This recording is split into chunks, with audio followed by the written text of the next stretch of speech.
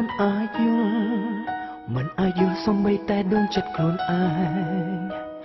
ពេលវេលាក្បែរគ្នាប្រៀបដូចផ្សែង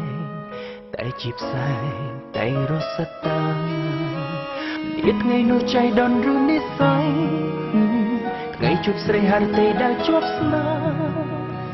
នឹងរៀនភាសានៅតែទឹកដា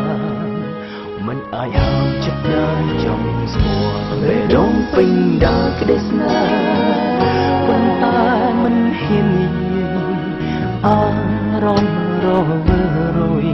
ចិត្តទន្ទ្រាយគ្មាននាងណាអាចយល់តើហេតុអ្វីបានត្រឹមលួចស្នេហ៍មិនដែលសូមបីផ្ញើសាររឿងខមានពេលខ្លះនាងពឹងខ្ញុំបែររវល់វេលាមិនផ្ដល់ហេតុផលបញ្ច្រាំងប្រាថ្នាសារឹងហេជាពាក្យមួយឃ្លាដែលខ្ញុំចង់ប្រាប់នាងតែអនដាតដឹងតាំងជាងច្រៀងចំរៀងពាក្យទុនសរសៀងមិនចេះវាចាដល់ពេលមួយពេលដែលមិនអាចបងក្រោយនាងទៅឆ្ងាយហើយទៅដឹងថាយ៉ាងណាបើសៀងផើបានស្រង់ទឹកនេត្រា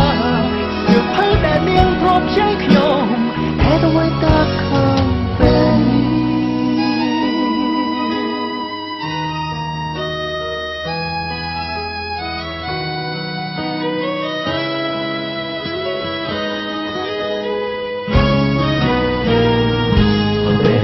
ពេញដោយក្តីស្នេហ៍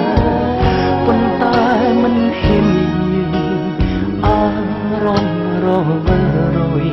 ចិត្តទន្ទ្រាយគ្មាននាងណាអាចយល់តើហេតុអ្វីបានត្រឹមលួចស្នេហ៍មិន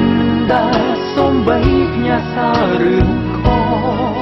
មានពេលខ្លះនាងពឹងខ្ញុំបែររវល់វេលាមិនផ្ដល់ហេតុផលបញ្ច្រាំងប្រាថ្នាសារឹងហេជាពាក្យមួយឃ្លាដែលខ្ញុំចង់ប្រាប់នាងតែអនដាតដឹងតាំងជាងច្រៀងចំរៀងពាក្យទុនសរសៀងមិនចេះវាចាដល់ពេលមួយពេលដែលមិនអាចបងក្រោយនាងទៅឆ្ងាយហើយទៅដឹងថាយ៉ាងណាបើសៀងផើបានស្រង់ទឹកនេត្រាសៀងផើដែលនាងព្រមខ្ចីខ្ញុំហេតុអ្វីតើឃើញពេលនេះជាពាក្យមួយឃ្លាដែលនាងចង់ប្រាប់ខ្ញុំសារងហេនាងក៏ស្រឡាញ់រូបខ្ញុំដែរ